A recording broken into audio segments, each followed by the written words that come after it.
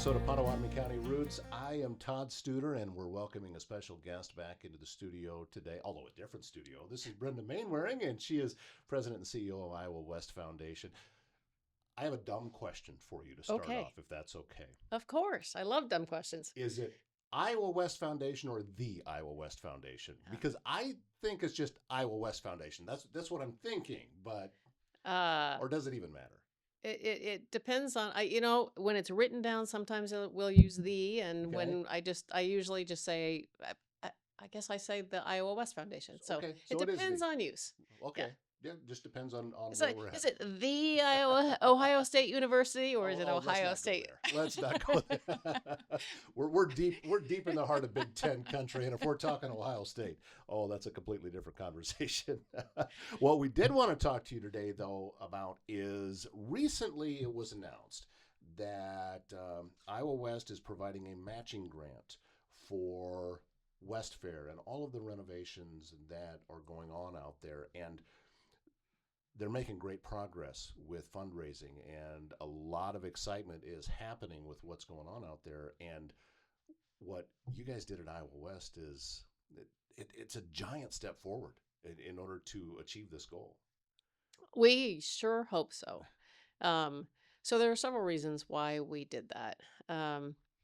From a history standpoint, the Iowa West Foundation, the Iowa West Racing Association, and Westfair are very closely linked. It's something almost no one knows. Okay. But back in 1984, when the community decided that we as a community would jump on the bandwagon to be one of the very first communities in the state to get licensed for a casino, in this case a dog track. Yeah, the old Bluffs Run. The old Bluffs Run. The Iowa West Racing Association was created in order to be the qualified sponsoring organization, but they didn't have a 501c3. Westfair became the qualified 501c3 that lent its name and status to the effort to create the dog track here. So Westfair is a fundamental founder of the dog track, which is now, of course, Horseshoe Casino, and the Iowa West Racing Association. So when we talk about connections and how the community comes together to collaborate to get things done, Westfair and Iowa West Racing Association have been linked from the very beginning of our creation.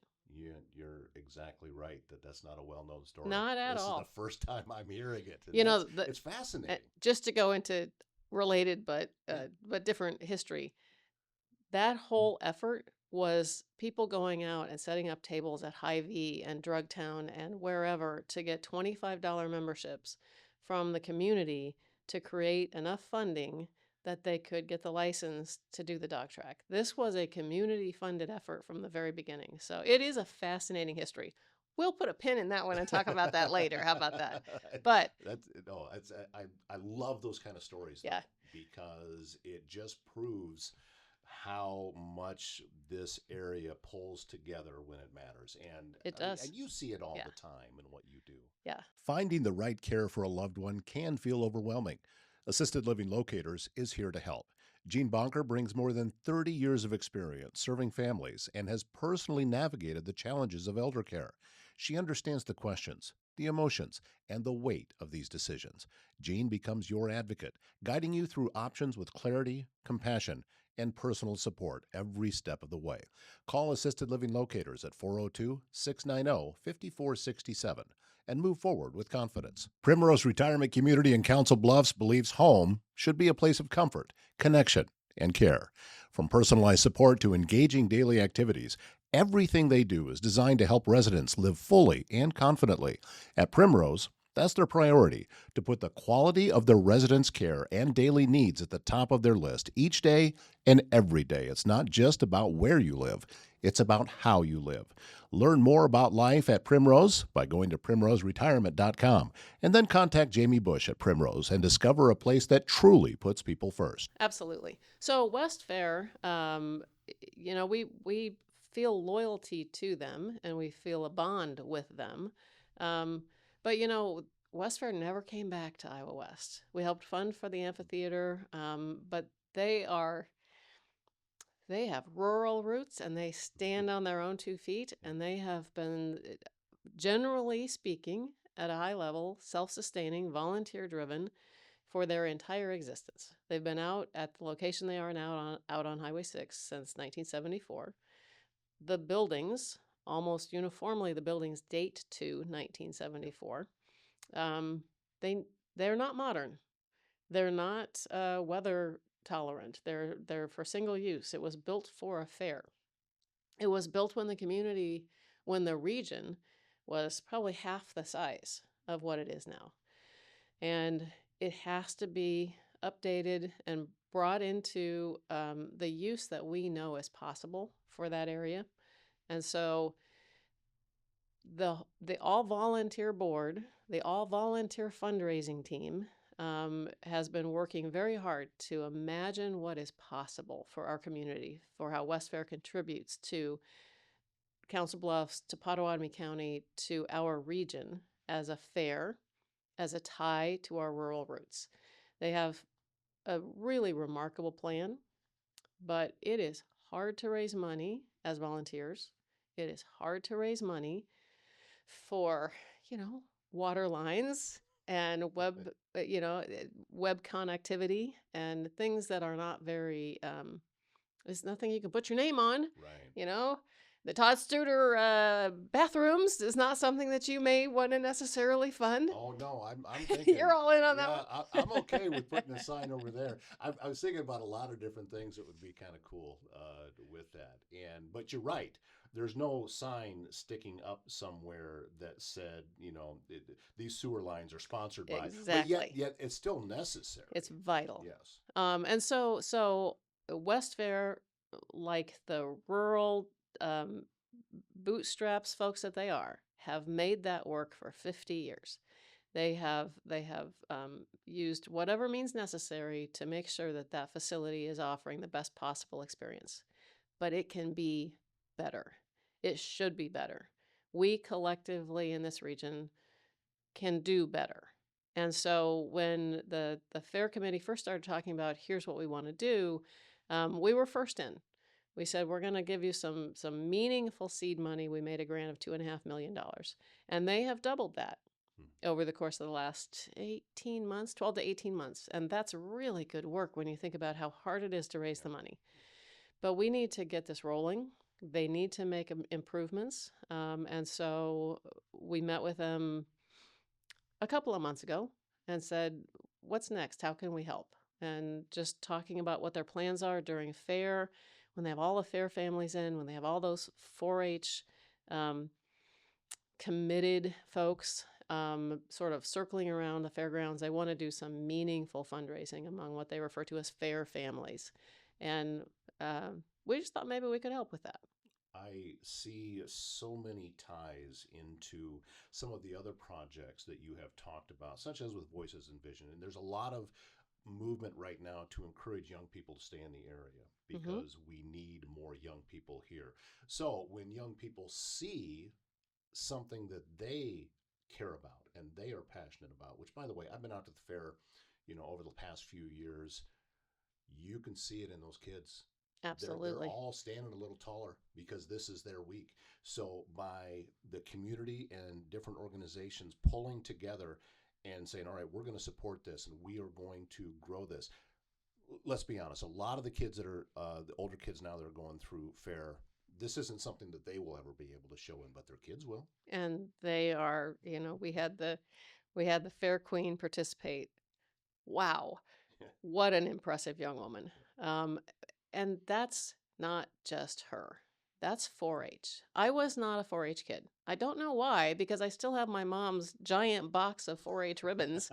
It was critical to her and to my dad. They grew up in rural Kansas, and 4-H was a leadership development exercise.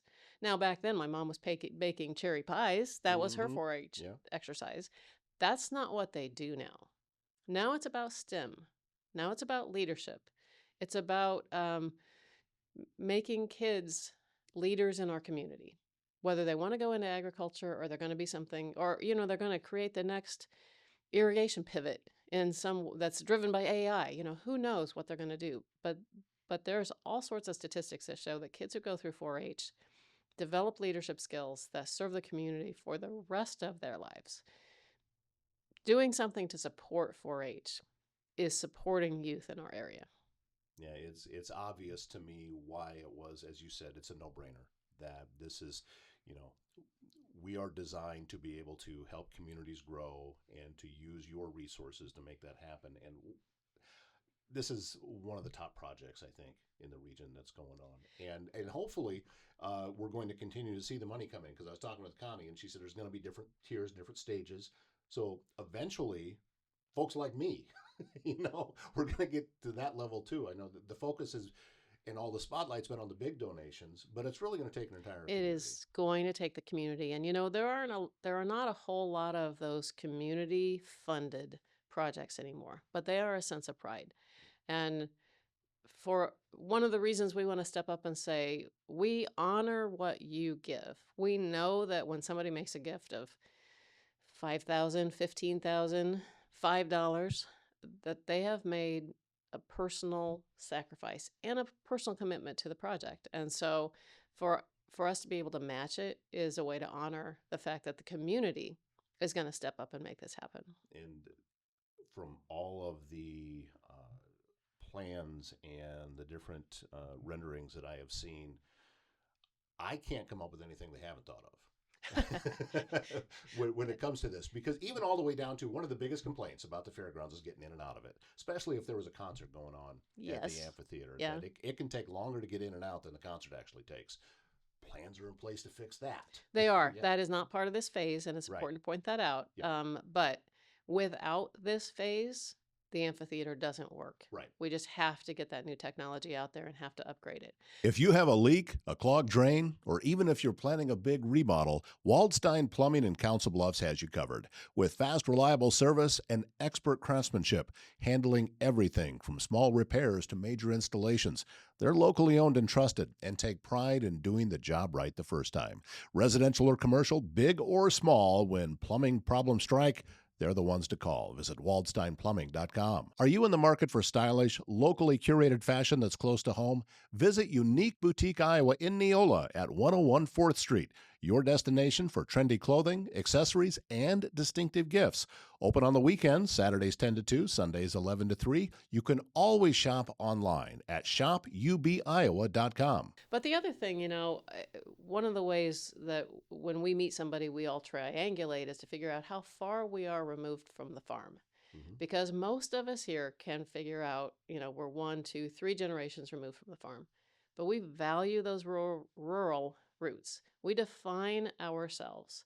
We define our local identity as tied to the ground, tied to the earth.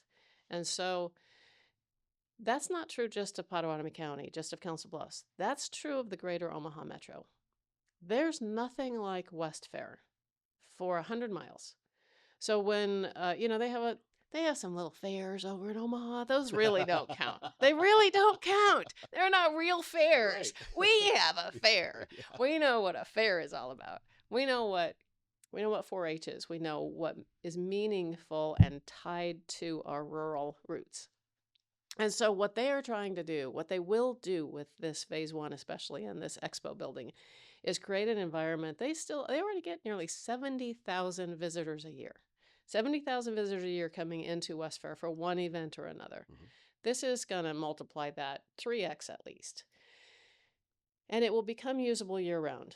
And it will give an opportunity for folks throughout the greater region who don't have access to show their kids and their grandkids or their nieces and nephews what rural life is like.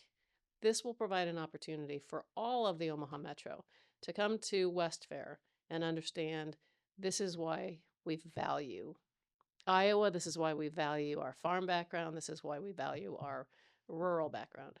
And I also know that we have a couple of examples that we can look at for this project in the state of Iowa. One's the Clay County Fair. It's kind of like the mother of them all. I mean, that's a mini state fair. Don't tell Iowa State Fair that. You're talking counties. But I'm counting counties. Okay. But that's what I'm saying, though, is county fairs. Now, Iowa State Fair is that's on steroids. Yeah. And it's an annual thing for me. I love going to that. But there's so many things that happen at the state fair level that we can see being created. It comes from here first. Here at Yeah. Westfair. And, part of it is, okay, we're actually going to have buildings that maybe have some air conditioning in them. And Yeah. so we can start to, we Yes. can actually start And to have heat. exhibits. Yeah. Yeah. And we Yeah. can start to have exhibits of past just in an open air facility, because that limits things. And the facility, when it was built back in the 70s, it was wonderful, and it served the needs that we had then. But things have grown. The region has grown, the community has grown, expectations have grown. The way we use our facilities has changed. I don't think that you can get somebody to go to an event and tell them you can't use your phone because there's not enough Wi-Fi. Not thinking that's going to be a successful activity. So just turning this into being committed that this is something for the future. The other thing is, I have memories of Westfair. My high school classmates, some of them were in 4-H, and I would go out and see them show their animals. And I'm a master gardener, and so I participated in the master gardener event. I think most of us have somehow connected with Westfair. We want to make sure that the next generations have the opportunity to connect with Westfair in a way that's meaningful to that generation. It may not be going out to show your pet cat at the cat show, but it may be going out to learn how to do robotics or something else. And so the fact that the committee at Westfair, that the fundraising committee and the board is so engaged in understanding what is necessary for their kids and their grandkids and our kids and grandkids in order for our community to continue to be who we describe ourselves as, rural based, but also understanding that we have a major role in setting a tone for the future of this region. Well, I'm excited to watch as the progress gets started, and I think we're going to start seeing it very soon. As an example, which is a completely separate project, but walls are going up out at Iowa Western right now. Yeah. With the project that they needed the bond issue to pass, and then the very next morning I see trucks on the lot. Yes. But yeah. They've been doing tremendous things out, and this is the exciting part when you start to see the construction. So I'm envisioning that moment on the West Fairgrounds. Absolutely. When all of the planning has led to, all right, now the trucks are there. Now construction can start. Now you're starting to see groundwork, and you're starting to see walls go up.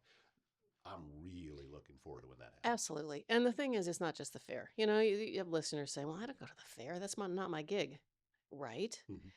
But the things that can be offered with a year-round expo building that's big enough to have events and activities, you'll be going to the fair.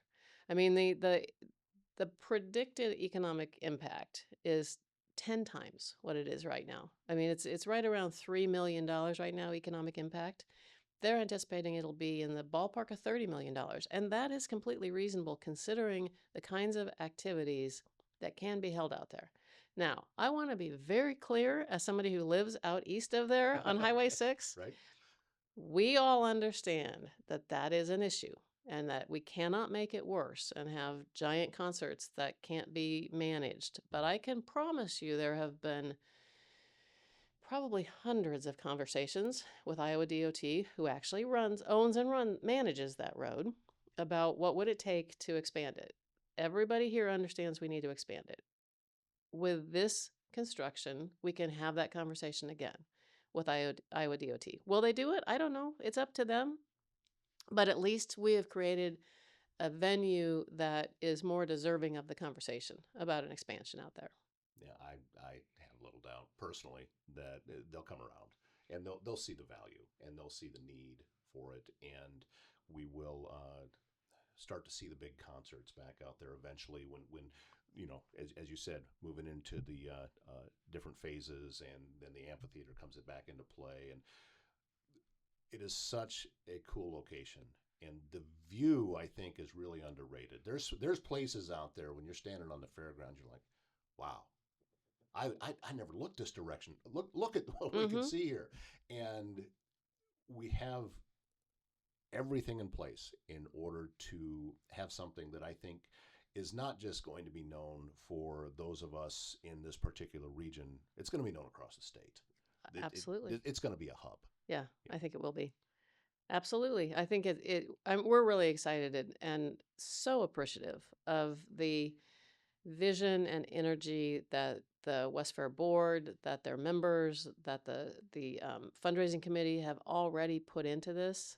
So Iowa West is happy to be a part of it and to continue to try to incentivize the rest of the community to participate. Well, before we let you go, how's everything else going on out there at Iowa West? I see all these great posts about board members and about different people in the staff, and I know a lot of your staff and am fans of everything that's going on out there. So how's everything going? You know, we just we'll take our Cycle 2 grant applications. They're due May 15th. So right now we're wrapping up our letters of interest, and we'll take applications through May 15th.